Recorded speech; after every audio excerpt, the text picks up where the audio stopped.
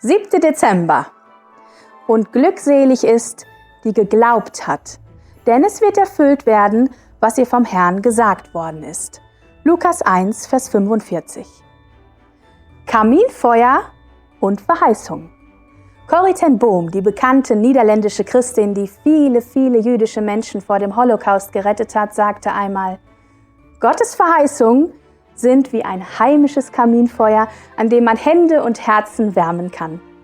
Es gibt nichts Schöneres nach einem kalten Winterspaziergang, als sich an einem warmen Kaminfeuer zu wärmen.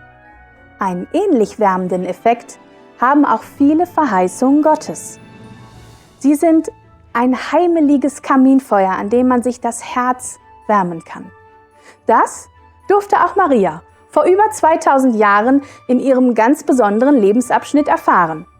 Diese Frau ist jedes Jahr aufs Neue die Person, die mich in der Weihnachtsgeschichte ganz besonders fasziniert. Nicht nur, weil sie eine der Hauptpersonen ist, sondern gerade weil sie auf Gott vertraute und ihm geglaubt hat. Sie glaubte, dass Gott scheinbar Unmögliches bewältigen kann.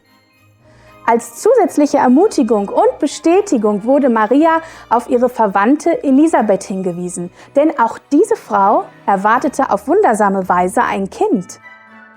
Mit den Worten des Engels im Ohr wollte Maria sich nun ganz persönlich von der Wahrheit überzeugen.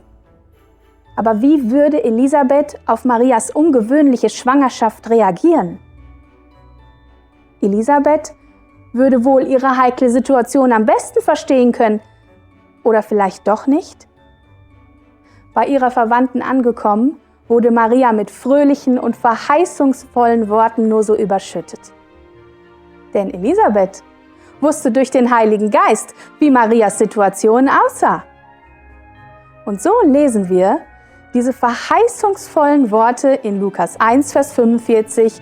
Und glückselig ist, die geglaubt hat, denn es wird erfüllt werden, was ihr vom Herrn gesagt worden ist. Glückselig, was für ein Wort.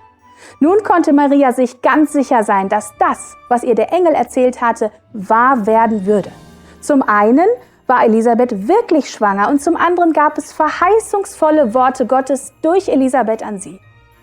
Für sie waren die Worte ihrer Tante wie so ein heimisches Kaminfeuer, an dem sie ihr Herz wärmen konnte. Wie sieht es bei uns aus? Vertrauen auch wir auf die Verheißung Gottes?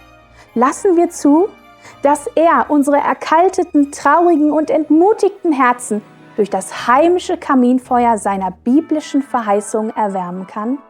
Wenn wir das zulassen, dürfen wir uns genauso wie Maria glücklich schätzen.